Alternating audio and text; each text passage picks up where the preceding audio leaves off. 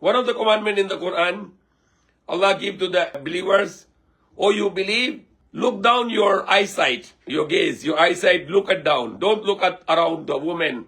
And that's fitna. This makes you misguided to the right way. And He commands us also to the woman to look down your eyesight and to cover yourself, except which is apparent. So there are also the rules for women and men. The man should lower down his eyesight. The woman should lower down their eyesight. Man should have some limitation for his covering. He should wear a decent clothes. The woman has more strict dress code. For example, you go to the hotel, they say this is the dress code. You go to the party, there's a dress code. You go to some other event, there is a dress code. Why the God cannot give us a dress code? When people make a dress code that you cannot wear sando, you cannot wear the short, you cannot wear the slipper if you come to this event. The God is the creator. Why He cannot make a rule that you need to have this dress code?